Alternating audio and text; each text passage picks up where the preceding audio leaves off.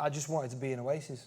Ah, okay. And I was influenced, like, coming from, you know... The North. The North, and hanging out in Manchester and being inspired by all those bands. It just moulded me, you know. Yeah, I bet. I don't feel like there's enough of that. Like, I feel so lucky to be of you know, that generation where I saw a band play live and it changed the way I dress and think about things and how I have my hair. Like, whoa! You know, absolutely, that's pretty cool. I just feel sorry for any kids that looked at us in that same way. SongCake.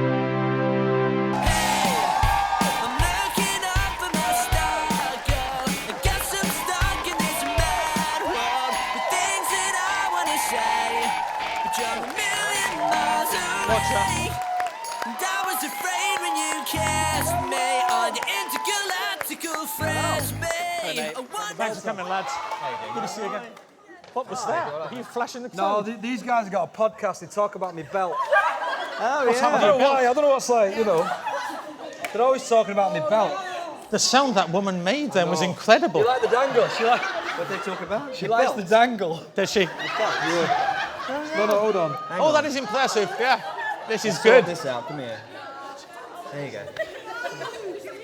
Oh, you want the dangle? Sorry. It's not quite long enough today. It is cold outside. Sit down. Put the belt away. No, I like it. It's very good. Thanks for coming, everyone. Yeah. Good to see you both. How are you? Good. Great. We're good? We always start these interviews by asking, in school, did you have any nicknames? Were you popular in school? Did they like you in school? Knobhead. No, Ed. Well, that still stands. I don't know. I don't think it did at school. Do you know what? I've never had a nickname until now. Dangle. Dangle. Yeah. No, I think I'm Mushy. I'd say Mushy is my nickname now. Yeah, Mush. Mush is pretty consistent. But never is. Huh? Ned Flanders out there. They're heckling you. This is amazing. I like it. I mean, took about 30 seconds, thanks. Yeah. We haven't even started the audience Q&A yet, but I like it. Well done, lady. So I get that one out of the way. Very good. Thank you, Mush. Dangle. As I will now call you every time I see you on TV. So you two met on auditions for the band V, the boy band V, is that right? Yeah, well, Danny was auditioning for the band, and I'd left college. I dropped out of college, and I was filming the auditions. This was back in the day when you had to take Polaroid pictures. If you've ever been to auditions, a long time ago, you'd take a Polaroid picture and then staple it to your kind of information sheet, and I would have to collect them all in and film the auditions, and Danny was at the audition. Thank you for that extended answer. Just to clarify. No, it's very good, thank you. You're like Wikipedia, sitting there. In spectacles. What did you see in each other, though? Was there an instant spark that you thought you could work together, or what did you see in each other's people, or as someone you could work with, perhaps? Well, instantly, I had the massive advantage of seeing Danny walk in and audition, like, for a band, and so I was seeing him play guitar and sing, and obviously just be completely different to everyone else that was at the audition. It was for a boy band that was more like they were more of a boy band, weren't they? Yeah, so everyone was coming in, singing Backstreet Boys and NSYNC, and then Danny walked in and sang Bittersweet Symphony, I think. Yeah. And so I just thought straight away, I was looking for someone to be in a band with. I was trying to find people I could write with, people I could gel with, and instantly thought he was amazing. And but he didn't know any pop songs, so the guys from Universal were like, "Oh, Tom, can you go and teach him a pop song quickly?" Just so it's not fair, because he's, they can't really compare him to everyone else. So we went out into this little stairwell. I was like, "Hey, mate, I'm Tom." And I taught him how to sing "I Want It That Way," and that was the first time we met. And then after the audition, it was clear that everyone really loved Danny and wanted to put him in this boy band. And I was like, no, you can't. Yeah. And so I went and spoke to him and was like, I'm looking for people to write with. I don't have a record deal or anything, but don't go in this band. Come and stay with my parents in South Harrow. And wow, in a stairwell. Come and live with my parents. Come and live with me. But to his credit, he said no to a record deal and came and stayed with my parents for the summer, and that was when we started writing Room on the Third Floor that summer. Yeah. So is it like that Island or Universal put you into the Intercontinental Hotel and you sort of hothouse songs? Is that so? Or well, that our old folklore? manager used to basically live there. He was American, so he used to live at that hotel, and this was Busted's management as well. And we're not allowed to say Busted. Sorry. And the band that shall not be named. So yeah, we basically moved in there while we were writing, and because Danny was from Bolton, so we would spend some time at my house, sometimes up in Bolton, and then if we had to go to meetings and stuff, we'd basically live in this hotel. And We used to write over mini disc. Do you remember mini disc? Yes, of course. Yes, Yeah. they don't. But Mini disc. And you know what mini disc was, right? Yeah. Tom used to send me these little things in the post, and I'd play it. Do you remember the Post? Post mini discs. Do you Google it? Google it. I remember one. I remember playing one in particular, and Tom was like, "Hey mate, I've got this idea. I think it's gonna be called Obviously." Why am I so shifty? He does know you better than anyone. And then he goes, "Recently I've been." I'm like, "Oh, that's cool." And in the background, you go like this. "I'll be down in a minute." His mum was shouting him for his dinner. "Tom, your tea's ready." Anyway, mate, that's the idea. See you in a bit. Woo. That's what I got to work with, you know. Well, and you did it so well. In terms of actually sort of writing songs together, was there a song that came together and you thought, oh, actually, we can do something. We've actually got something here. We've got some magic between us. Well, I think that all of the first songs we wrote together were our first album. I don't remember writing any songs that didn't make it onto that album. Like the first songs that I was already writing with James in that other band. Yeah. And but to be fair, like James was a huge part of what Mcfly is. No, absolutely, and Mcfly wouldn't exist without our writing partnership that we had back in those days. And we started writing these songs that weren't busted songs. We'd written Air Hostess and Crash the Wedding, and then we wrote, I think it was That Girl. And we were like, oh, that doesn't sound like busted. Maybe this should be for whatever I'm going to do. Yes. And that then paved the way for all these other songs. And then when me and Danny started writing with each other, the first song we wrote was Room on the Third Floor. Oh, okay. And pretty good start. Yeah. That felt good. Yeah, I was going to say, yeah. You're like, oh, look at this shit. Wow. Yeah, and well, also it was the first time I was writing without James and feeling like I wanted to, just feeling, could I write on my own? Yes. Because I think I was 16 maybe at the time. Wow. And writing songs was still really new, and I didn't really know how to do it, and we were just kind of finding our way through. And also have very different musical influences. There's definite crossover, but trying to figure out, well, if we write songs, what does that sound like? Yeah.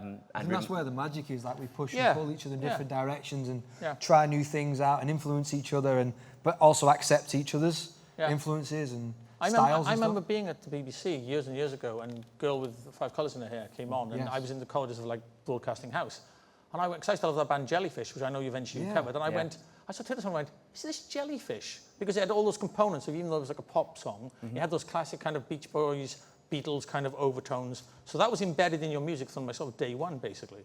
Yeah, absolutely.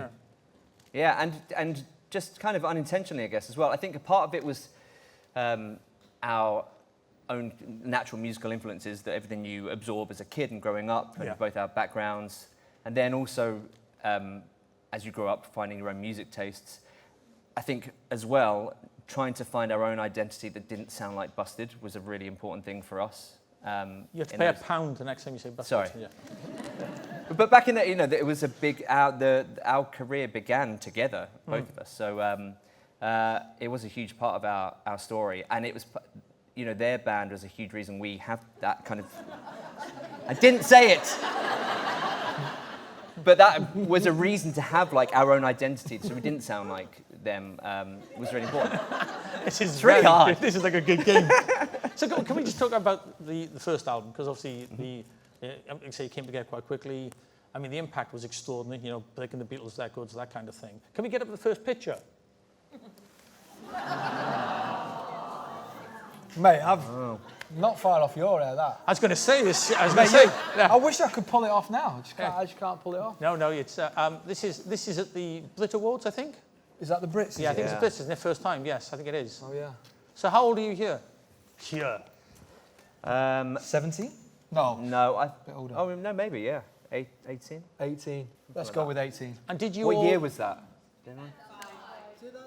Ooh. Okay. I'd be That doesn't nine- help because I can't do maths. I'd be so. 19 No. and 4 days. See, I thought you were Wikipedia. This is Wikipedia. Yeah. So can I ask, did you all go to the same barber and ask for the Lego haircut? Just like conk it on. Also, how much were you spending on gel at this point? Yeah. Quite No, a it lot. was Funnily her. enough, she still does her hair now Yes, to this day. she does. Melissa. Yeah. Do you know what it was? That was hair straighteners. Ah. I can Yeah. still smell them on your hair. Yeah.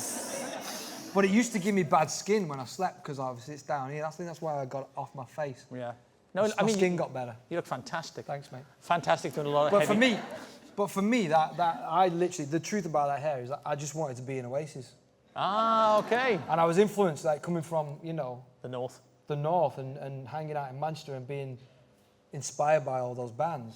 It just molded me, you know. Yeah, I bet. I don't feel like there's enough of that. Like, I feel so lucky to be of you know, that generation where I saw a band play live and it changed the way I dress and think about things and how I have my hair. Like, whoa. You know, No, absolutely, that's yeah. pretty cool. The I impact just feel sorry for any kids that looked at us in that same way. And you know a Because it's ton a of them really did. weird time, like that early noughties time. You know, like if you look back at the 80s, it's really clear what everyone was going for, and the 90s is a real defined look. What the hell is like 2001 to 2005, like our prime years when we first released, is all over the place. No one knew what the hell we were wearing. And 22 years later, we're still struggling. Don't forget the dangle. Oh, yeah, the dangle. Oh, yeah, the dangle works. I've heard it in a podcast. Yeah. And so, just going back to the Brits a second. So, you won this year as well, didn't you? You won Best British Pop Band, I believe? Yeah, Pop act. that was the only year. Pop act, And then they got rid of that genre, right? because nobody could beat you. No one could compete. No, you were nobody the last ones there, lads. Thanks. I mean, was this must be such an exciting time. Was it a happy time or was it a confusing time? It all happened Don't remember so much of quickly. I was going to say, yeah, cider's a terrible drink. Yeah. But was it enjoyable or was it... Because this is the start of the treadmill, basically. This is the start of everything. It was really exciting. Yeah. You know, we didn't know what number ones meant. We didn't know what awards meant. We were just so happy to be in a band making music and having some sort of success. Yeah. And we just wanted to go to our band house and hang out and just be idiots and be teenagers and Play together, do you know what I mean? Because we didn't know we didn't really know what it all meant. Yeah. Yeah. No. We're just kids.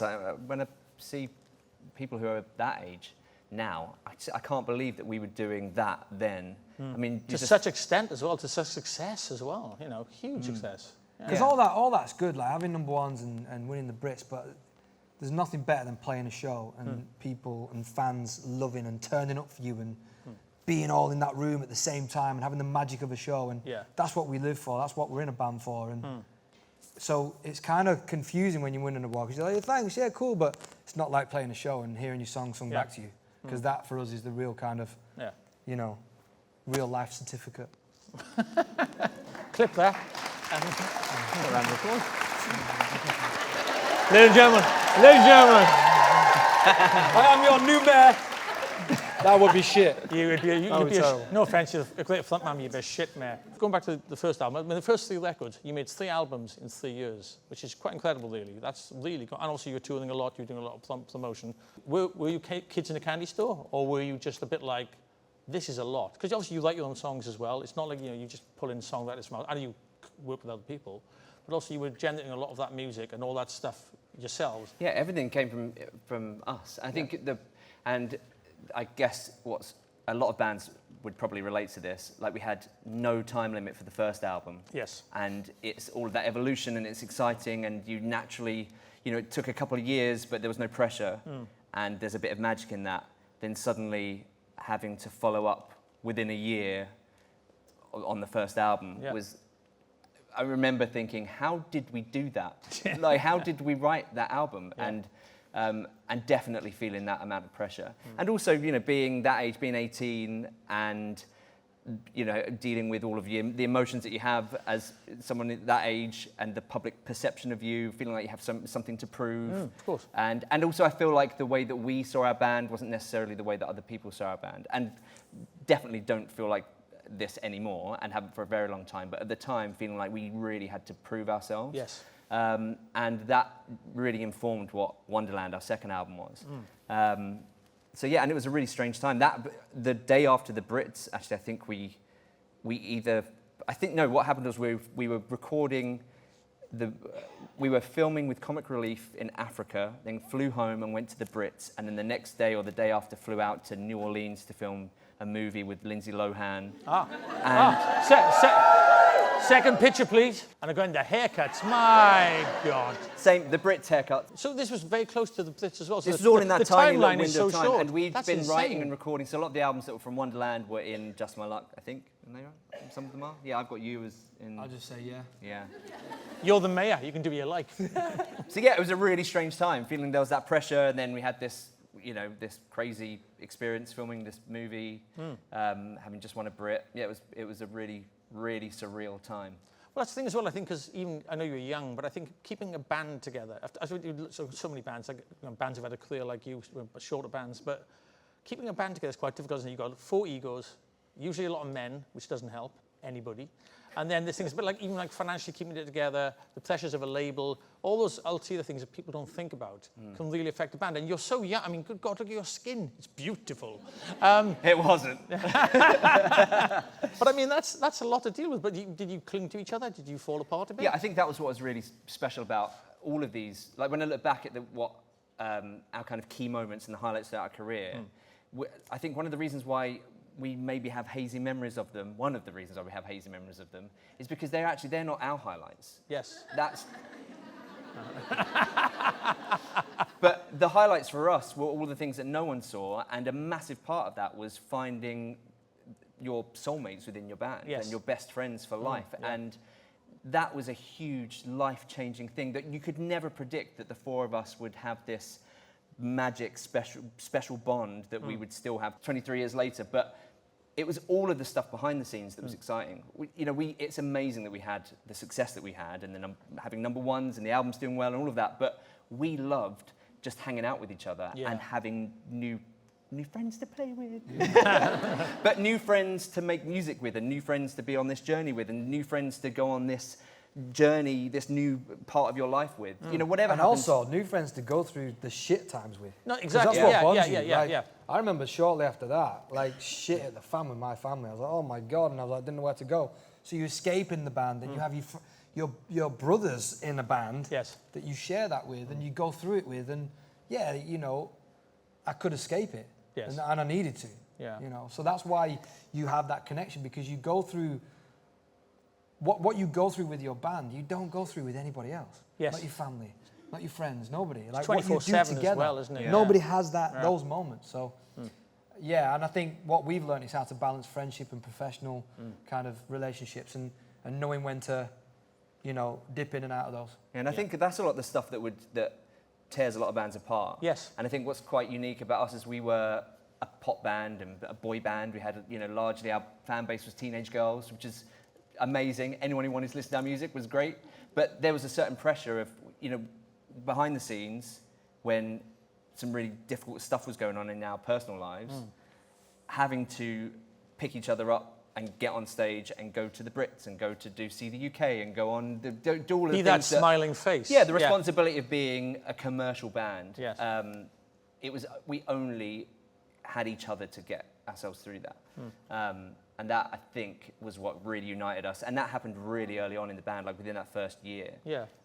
So on one hand, we were having everything we could have ever dreamed of with the band, and what everybody who wants to be in a band dreams of.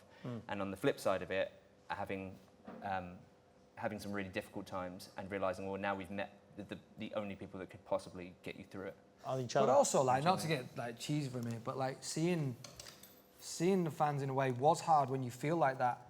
But seeing their reaction to your music got you through it as well. Like, there was a reason for me to be there. Yes. You know, and do what we're doing right now. And, oh, right, this is amazing. Fuck all the shit that's going on. Yeah. Because what's happening right now is amazing. Like, why we go to gigs now. Yes. Because we want to be in that moment. Like, we have that in a band as well. Yeah. You And in know. fact, I think that's something we've taken through and embraced that even more now. You know, like music, it's, you know, and what we do, and the live performance element of it, and pop music, it's so silly, but it's so important. Yeah. You know, and that moment that we all have now in here, or in the O2, or in any event, like, that only ever happens in there, and it's a perfect escape from everything else that's going on. We have meetings about building flying saucers coming down the O2. Or big pink teddy bears. You know, it's like, what? This is and we're arguing about it. No, I think it should be blue. No, it's too pink. No, what? What if his eyes moved? Costs too much, Tom. All right, go on.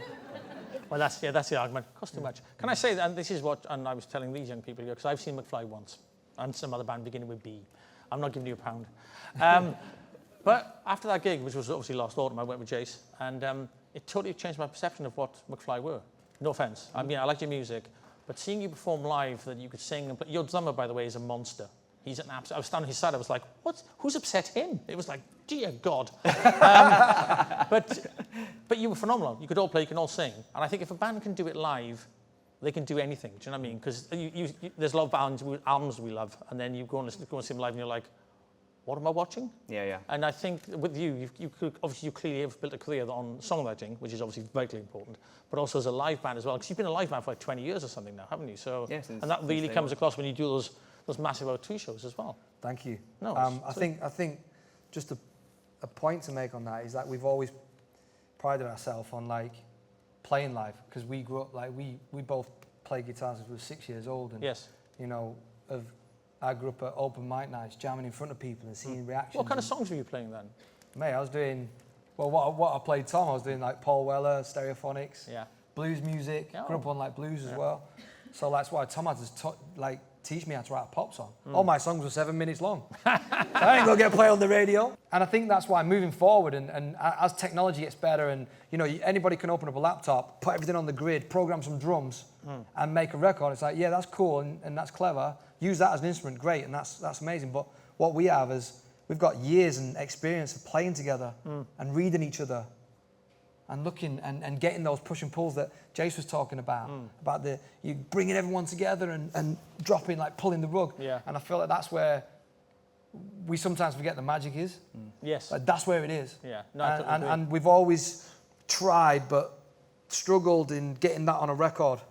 Yes. We've always had to be played on radio, Yeah. sat in the line of being commercial and being a rock band or whatever it is, you know. And I think that's where the line has just been constantly going, well, let's try, for example, Above the Noise was an experiment to get played on radio. Yeah. Or working with Teo Cruz because Capitol wouldn't play our records. Yeah. It's like, come on, you have to do all that business stuff, but what makes us happy is putting bums on seats and playing literally, well, when you stood Not up, on seats. Not on seats. Just putting bums on seats. Nothing to do with No, the gig. standing shows, Yeah. jumping, you know, all that. You know what I mean? Selling tickets and playing for people and, Yeah. and having that. That's our... Well, can we just, we're going to look at another photo in a second, but before that, just going back to that, do you think, like my perception of you changed that evening in the O2, do you think that people, not so much now perhaps, but you were very much dismissed as a pop band, when in fact you were songwriters, you were kind of punk rock a bit as parts as well, there was a lot of craft in what you were doing, but people just sort of pushed out of the way, didn't they? They went, over there, boy band. Did that ever irk you? I think there was definitely a time, like as I said, when you were young, when you're 18 and you have, played guitar since you were 6, as Danny said, and you've written all these songs that you really care about. It's not that we loved our band, we loved our music. We just, I think, as anyone that age, you crave a little bit of credibility. But also, I think you want people to like you. Do you know what I mean? It's or awful just when people don't like you. You know. I think rather than maybe just not being dismissed Yes. within from your peers, I think was. But actually, it was something that when you get on stage and you see all of you lovely lot enjoying your music and who do see you for the band that you actual are. Mcfly, yeah. Yeah, and I think a lot of that is you only get by seeing us live. Because I think when you say Mcfly to people, some people will think of 5 Colours in a Hair, some people will think of Stargirl, some people will think of, I don't know, forgotten our songs. But some people will I think there's very different perceptions of Mcfly depending on who you ask.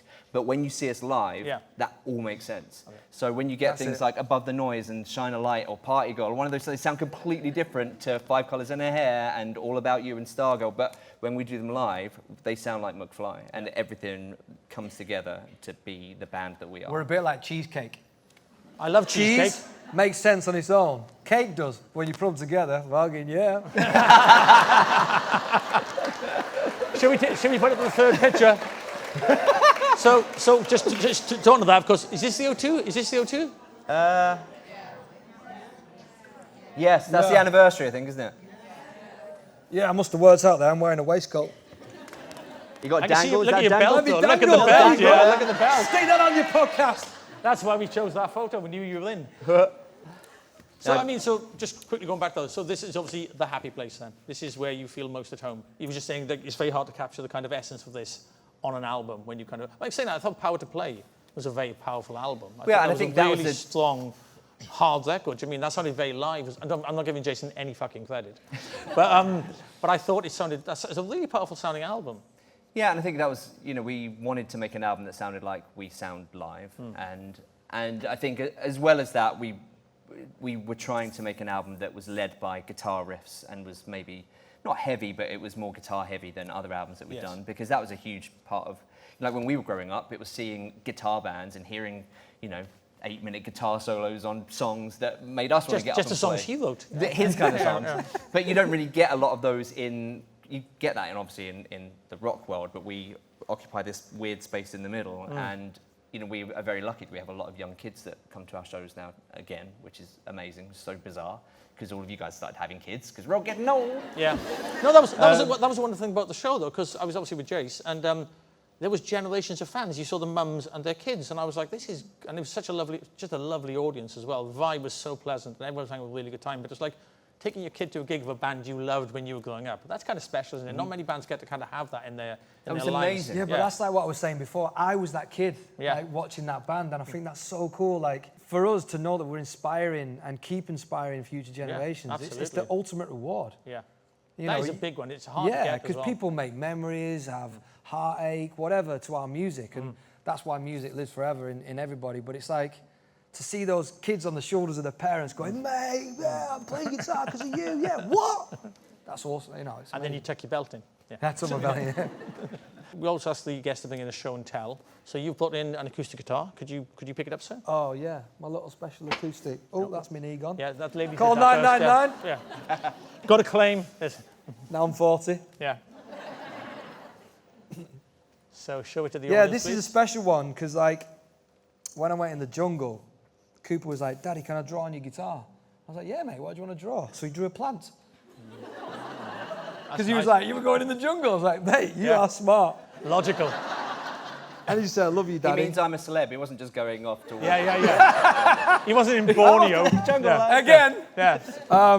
And it broke in the jungle, which is quite cool. Oh. Like that it broke in there. So it's got a little, like, crack. Can I ask, did the other celebs in the jungle think, oh, fuck, he's bought a guitar? Or were they quite pleased? Because I'd have looked up and gone, what's he got? Oh, bollocks. No offense. They were like, oh, play us a song. Oh, God, here we go, It's one of those moments. I didn't say that. No, I hate you. You loved it. All right, So I gave them one.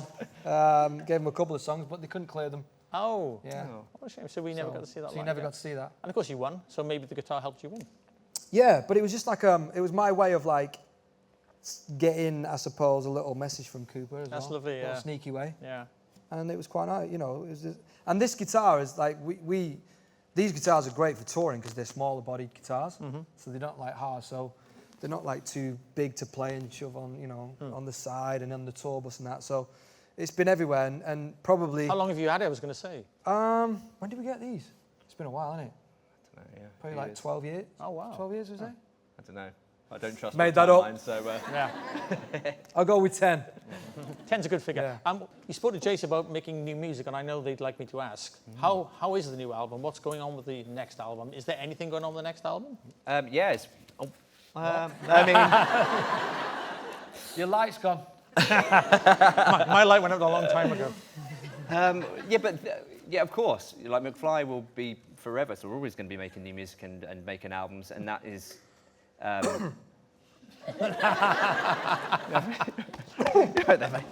He's emotional about the guitar. It's very early days. We've just started in the studio and coming up with some ideas, but it's genuinely, I know we say this and all bands say this, but I think